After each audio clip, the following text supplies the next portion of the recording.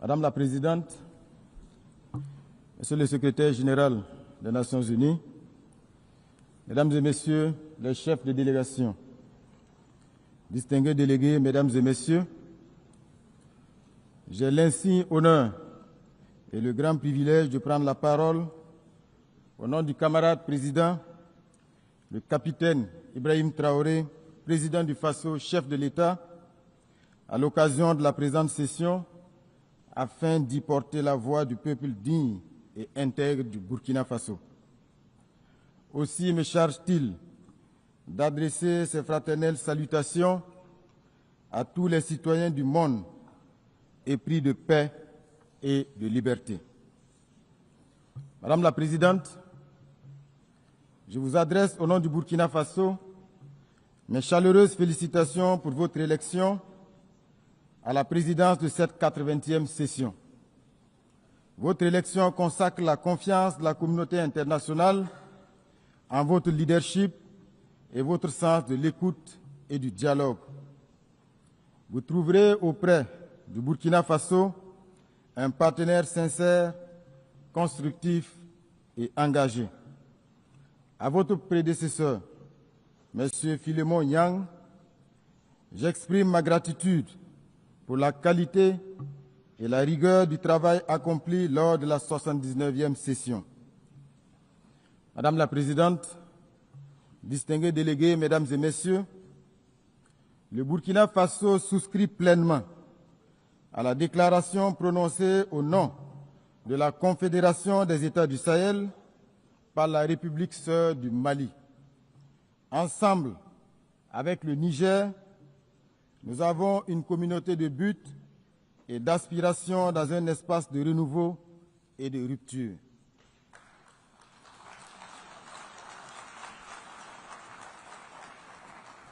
Monsieur le Secrétaire général, le Burkina Faso tient à saluer l'apport du système des Nations Unies et de ses partenaires dans notre quête commune de stabilité et de prospérité. La présente session qui se tient 80 ans après l'adoption de la Charte des Nations Unies constitue une occasion idéale pour marquer une halte et dresser un bilan sans complaisance de notre organisation. C'est cette réflexion que nous propose le thème « Mieux ensemble », plus de 80 ans au service de la paix, du développement et des droits humains. S'il s'inscrit dans la perspective de renouvellement de notre engagement mutuel en faveur d'un monde davantage porté sur l'équité et la justice et d'un multilatéralisme plus efficace, ce thème traduit bien la démarche idéale qui devrait guider chaque nation, chaque regroupement sous-régional, régional et international. Ces noces de chaîne qui devraient incarner un temps de célébration solennelle appellent plutôt à une profonde introspection. Le bilan des 8 décennies des Nations Unies, loin de susciter l'allégresse, s'apparente davantage à un fiasco embarrassant, une désillusion collective et un échec structurel. Puisque le devoir de vérité nous y invite, nous devrons reconnaître avec humilité que quoique le tableau global présente quelques acquis, celui-ci reste négativement marqué par 8 décennies d'optimisme durement éprouvé, 8 décennies d'espoir déçus, 8 décennies de rêves brisés, bref, 8 décennies de rendez-vous cruciaux manqués. C'est malheureusement l'image obscure d'une ONU que beaucoup de nos dévanciers de 1945, s'ils vivaient encore, auraient eu du mal à accepter. Il est donc difficile de se réjouir face à un bilan aussi mitigé. Comment comprendre que l'Afrique, berceau de l'humanité et foyer de tant de conflits, représentant plus d'1 milliard d'êtres humains, demeure exclue des instances décisionnelles du Conseil de sécurité? Comment accepter que des missions de maintien de la paix, financées à coups de milliards, quittent nos pays en laissant davantage de frustration et de souffrance que de résultats tangibles? Les causes de ce naufrage collectif sont pourtant bien connues de tous, notamment des États membres eux-mêmes, qui, durant des décennies, ont, dans le cadre de l'Assemblée générale, consacré leurs énergies à défendre des causes nobles et à proposer des réformes réalistes sans obtenir gain de cause. Que peut-on y faire si les décisions de l'Assemblée générale, qui ne sont pas contraignantes, la rendent congénitalement inaudible et inefficiente? Pouvait-on espérer un meilleur bilan avec un Conseil de sécurité malade de la politisation de ses décisions, impotent du fait de ses incohérences et inefficient en raison de ses divisions permanentes? Pire encore, ce Conseil au rôle aujourd'hui galvaudé se présente lui-même comme un grand fauteur de troubles pour la complicité tacite, sournoise et parfois active de certains de ses membres permanents, eux-mêmes grands acteurs et principaux financiers des crises de notre époque. Voilà ce qu'est devenu notre Conseil de sécurité. Une entreprise, il faut le dire, funeste, qui, du fait des visées prédatrices de certains de ses membres permanents, peut entre autres décider de quel pays sera à l'ordre du jour du terrorisme international, dans quel autre envoyer des opérations de maintien de la paix, comme pour mieux légitimer son rôle. C'est donc impuissant que nous assistons aux échecs d'initiatives, pourtant judicieuses en raison des rivalités entre États et à des crises non résolues, dont la plus emblématique est le conflit israélo-palestinien qui n'a que trop duré. L'inaction coupable de la communauté internationale face à la défiance de l'autorité des États par des terroristes financés et soutenus par d'autres États s'ajoute à tous ces paradoxes inquiétants. Le temps du sursaut et des réformes courageuses est venu.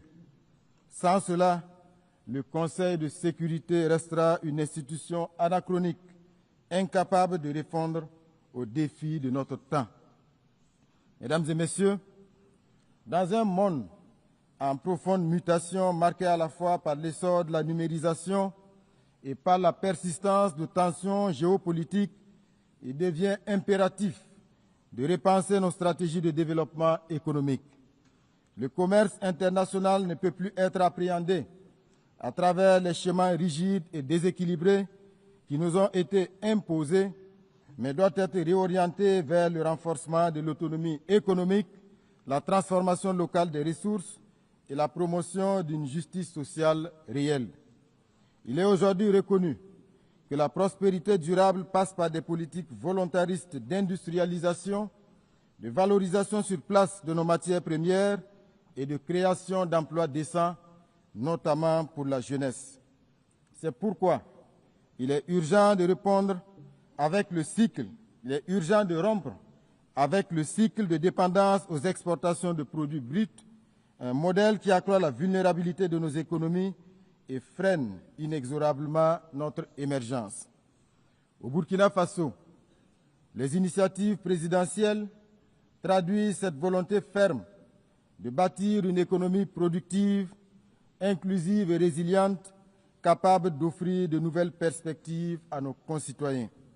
C'est dans ce sens que mon pays réaffirme son attachement à l'édification d'un système commercial multilatéral plus juste et plus équitable, fondé sur la solidarité internationale et tirant pleinement parti des avancées scientifiques, technologiques et de l'innovation, véritable levier d'un développement durable et partagé. Madame la Présidente, mon pays traverse, comme d'autres nations du Sahel, une des épreuves les plus difficiles de son histoire.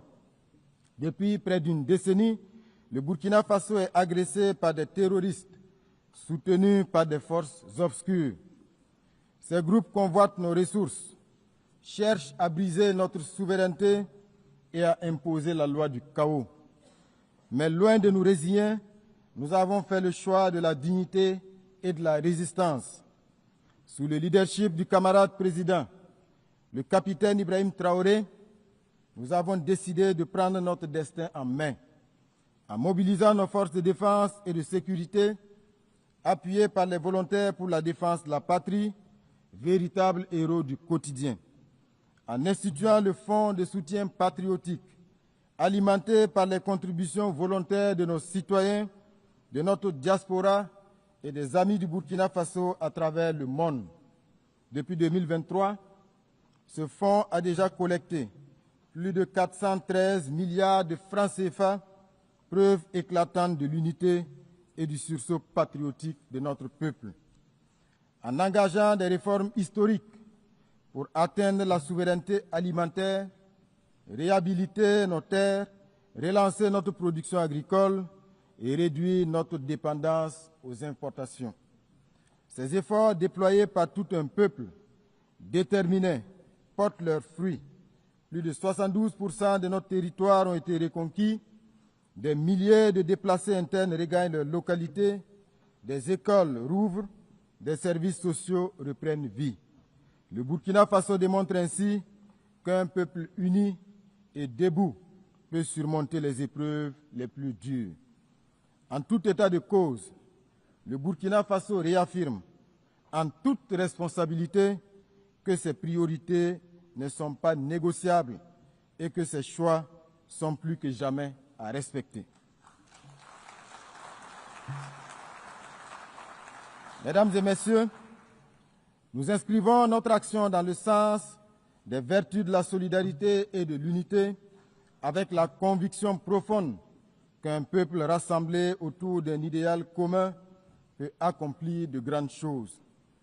Les efforts conjugués de nos concitoyens de l'intérieur comme de la diaspora et leur adhésion enthousiaste à la dynamique impulsée nous confortent dans la justesse des choix que nous avons opérés sous le leadership du camarade président du Faso. L'engouement suscité par le Fonds de soutien patriotique et l'initiative présidentielle Faso-Mebo en est la parfaite illustration. Institué en 2023, en appui au plan d'action pour la stabilisation et le développement, le Fonds de soutien patriotique a pour vocation de mobiliser de manière endogène des ressources nationales supplémentaires afin de renforcer nos capacités de défense et d'investissement stratégique. Ce fonds a suscité une adhésion massive tant à l'intérieur du pays qu'au sein de notre diaspora. Madame la Présidente, la poursuite méthodique de nos réformes nous permet de saluer aujourd'hui des avancées majeures en matière de gouvernance économique, meilleure maîtrise des dépenses publiques, gestion optimisée des ressources humaines de l'État, rationalisation des charges institutionnelles et maintien d'un endettement viable. Ces efforts sont également perceptibles dans la redistribution plus équitable des richesses nationales afin que les ressources abondantes de notre territoire profitent pleinement aux citoyens qui œuvrent à l'essor du pays et non à quelques intérêts extérieurs ou à leur relais interne. Malgré les difficultés inhérentes à la crise sécuritaire et humanitaire, les actions gouvernementales couvrant l'ensemble des secteurs de développement socio-économique enregistrent des succès notables. Mesdames et messieurs, c'est pourquoi nous nous étonnons des postures condescendantes de certaines agences onusiennes qui s'autorisent à s'immiscer dans notre débat national à travers des narratifs biaisés et déconnectés des réalités du terrain. Nous rejetons avec fermeté le rapport intitulé « Les enfants et le conflit armé au Burkina Faso », émaillé de contre-vérités et dont l'intitulé même relève d'une manipulation sémantique. Je voudrais à cette occasion saluer le courage de nos forces combattantes et rendre hommage aux martyrs civils et militaires tombés sur le champ d'honneur pour la défense de notre souveraineté. Madame la Présidente, nous l'avons toujours proclamé, le terrorisme est devenu le prétexte bien trouvé de certains États pour spolier les ressources africaines. Ainsi, nos pays se retrouvent confrontés à des terroristes qui ne sont en réalité que des supplétifs d'armées étrangères prédatrices. Certains États, d'ailleurs, ne se cachent même plus pour revendiquer publiquement le soutien qu'ils apportent à ces criminels. C'est le cas de la France, du régime Macron, dont les médias publics, en plus de la désinformation quotidienne, sont devenus des relais de la communication des criminels, auteurs d'attaques lâches et barbares perpétrées contre de paisibles citoyens. À ce sujet, nous renouvelons notre appel quant à la suite réservé à l'adresse du 20 août 2024 par les États membres de la Confédération des États du Sahel au Conseil de sécurité et qui demeure à ce jour sans réponse. Ce silence persistant ajoute au discrédit de l'institution et laisse planer le doute sur une complaisance implicite. Plus inquiétant encore, certains membres du Conseil de sécurité continuent de piétiner la résolution 1373, pourtant contraignante, qui impose la répression du financement du terrorisme, le renforcement des contrôles frontaliers et une coopération internationale accrue. Au Sahel, nous avons pris acte de cette réalité et avons adapté nos dispositifs sécuritaires à cette donne tout en révisant nos modalités de coopération avec certains pays. Madame la Présidente, nous demeurons convaincus que les Nations Unies doivent rester un cadre central de dialogue et de coopération. Mais nous appelons à un partenariat rénové, fondé sur le respect mutuel, l'égalité et la solidarité sincère. Mesdames et Messieurs, face aux menaces communes et aux ingérences extérieures, le Burkina Faso, le Mali et le Niger ont uni leurs forces pour fonder la Confédération des États du Sahel. L'AES n'est pas un repli, encore moins une fermeture. Elle est une affirmation, l'affirmation de notre droit de disposer de nous-mêmes, de définir nos priorités et de bâtir une coopération régionale au service exclusif de nos peuples. C'est un choix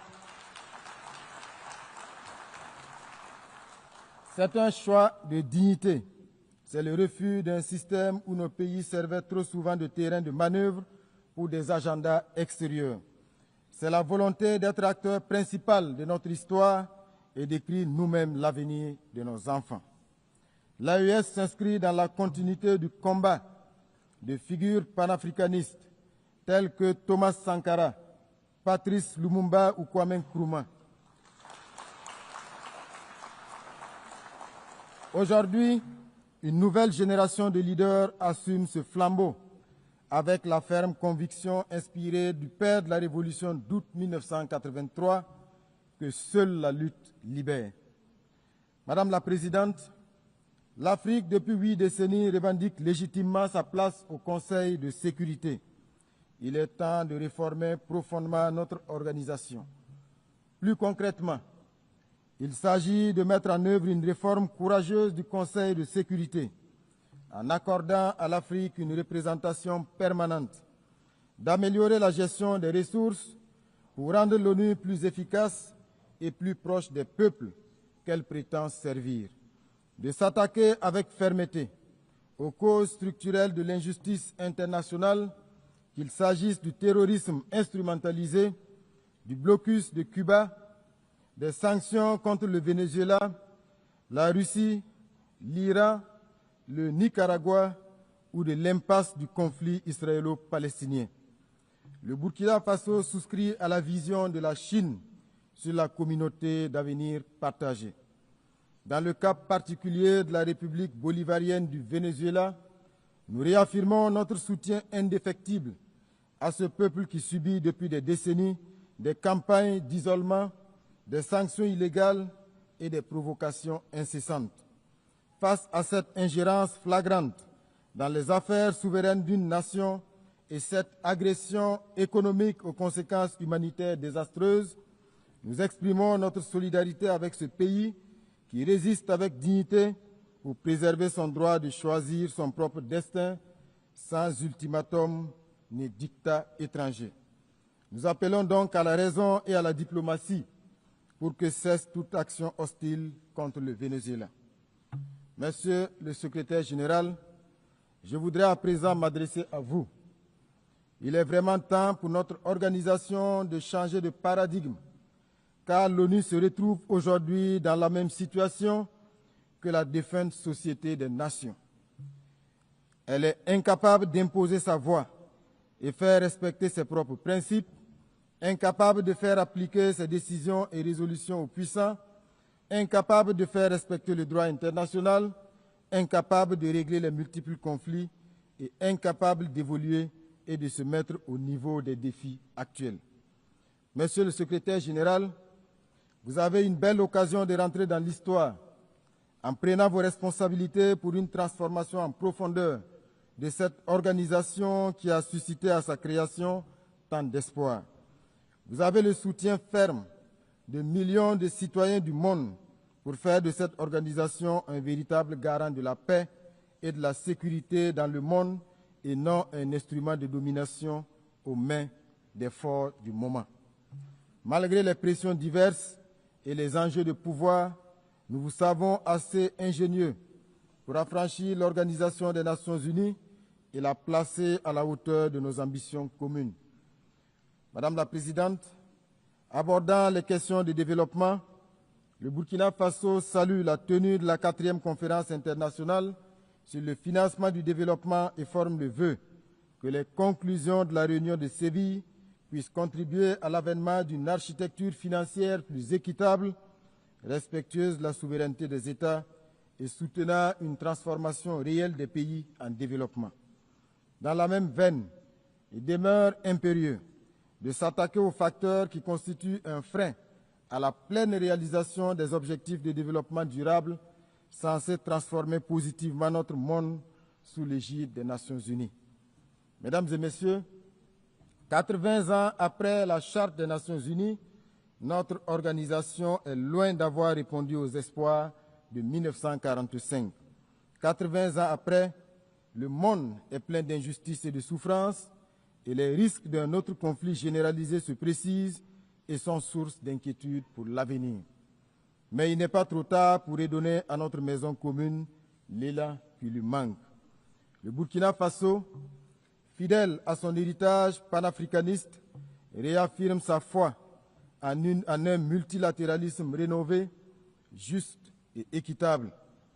Nous sommes résolus à défendre notre souveraineté et notre dignité, mais nous tendons la main à toutes les nations éprises de justice, de liberté et de solidarité.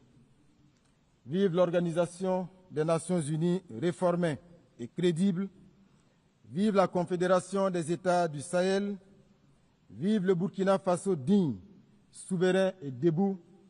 La patrie ou la mort, nous vaincrons. Je vous remercie.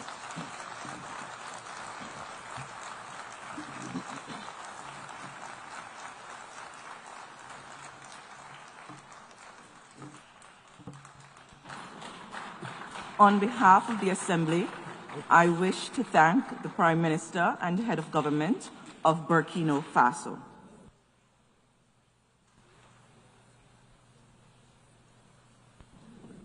The Assembly will hear an address by His Excellency Terence Michael Drew, Prime Minister and Minister for Finance, National Security and Immigration, Health and Social Security of St. Kitts and Nevis.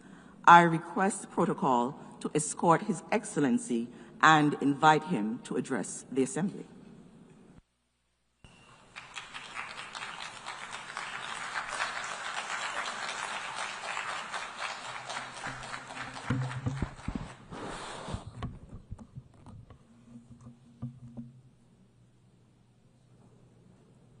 Madam